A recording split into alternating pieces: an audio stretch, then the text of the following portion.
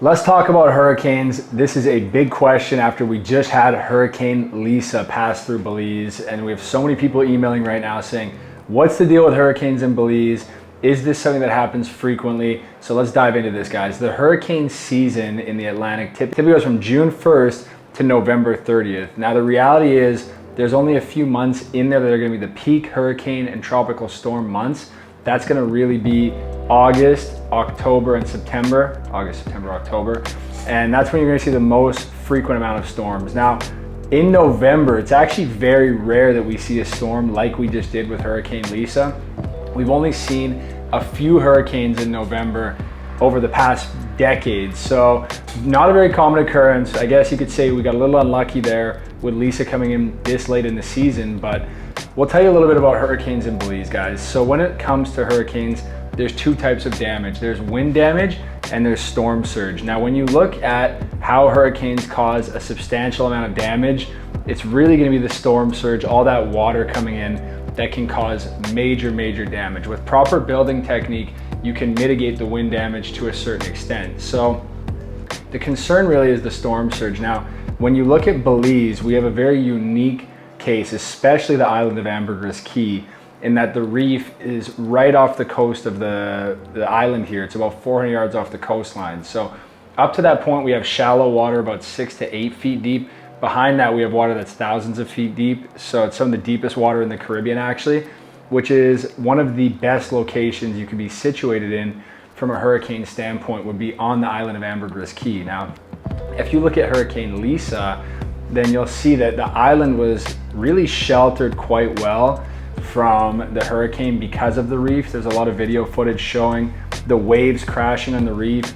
Then if you look at the shoreline, there really wasn't a lot of storm surge hitting the shoreline there. So we were really blessed. Belize City got hit quite hard with this hurricane. If you look at the geography of Belize, the reef actually spans away from land as you go south. So in the northern end, you have Rocky Point, where the reef is touching the land. When you look at where we are, about 2 or 3 miles north of the southern tip of Ambergris Caye, the reef is about 400 yards off the coastline. But when you get down to the southern end of Belize, you're gonna find it's miles, like 24 miles off of the coastline. So to a certain extent, you lose that big amount of protection the further away the reef gets, but we do have that water depth throughout the country. So that is a big benefit to us when you're looking at a storm. The next thing I wanna tell you guys about is insurance when it comes to hurricanes. This is a really common question. So in Belize, we have something called all-perils insurance, which means that it covers all perils. So fires, storms, all the different types of damage that you could see. We have 4 different providers in Belize. So we have RF&G, we have Atlantic, we have ICB, and we have Home Protectors. All of the insurance policies that are given by any of these companies are actually underwritten by US providers. So really the Belizean insurance companies are going to essentially be a broker to the deal, and the US companies are going to underwrite these. Typically they're going to have a 5% deductible, and they're going to cover everything. They're paid annually, they're paid once per year, and you're going to find rates that are typically similar to what you would find in the US. Now, a lot of this is going to depend on the quality of your construction, what you're building out of. There's so many variables there when they're coming to appraise. You might find that certain companies don't want to actually insure wood structures right now, depending on how they've been built. Do they have hurricane straps? What's the foundation? What are the piles? So there's a lot of different questions that they're going to need to answer before they do take a policy. But it is good to know that if you do things the right way, you have the peace of mind knowing that your property is going to be insured. So how do these companies calculate what your insurance payment is going to be? Well, for example, if you look at Atlantic Insurance, they're going to take $8 of every $1,000 of value if your home is concrete, and $30 for every $1,000 of value if your home is wood. RF&G and Home Protectors have different underwriters, which are 1% to 1.5% of the house's appraised value in annual insurance for a concrete build. Insurance on a wood build is going to be 2 to 2.5% of the house's appraised value in annual insurance. Big questions again. What's the state of the piles? What's the foundation? What's the structure built out of? Do you have hurricane straps? Where is it located? Is it on Ambergris Caye? Is it in Belize City? Is it in Corozal? But typically for Belize, we're not going to see as many hurricanes as a lot of other areas in the region.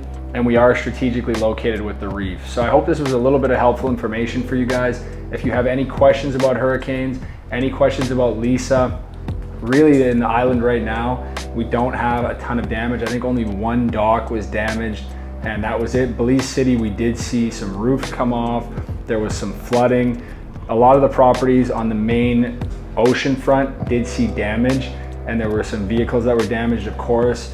But the reason they actually moved the capital from Belize City to Belmopan was because of a hurricane that hit Belize City. So another key factor with hurricanes that's important to note is typically you're gonna find if a hurricane does hit, the power will go out for a few days. But the real benefit of a hurricane versus another natural disaster, if there are any benefits you can take away, is that you do have notice with a hurricane. So you're gonna be able to watch, you're gonna get notified as the hurricane is forming, versus an earthquake or something of this sort where there's no notice. So if it is coming, you can get off of the island, you can get out of the country, you can go take a little vacation somewhere, and then come back after and start cleaning your property up if there is any cleaning to do.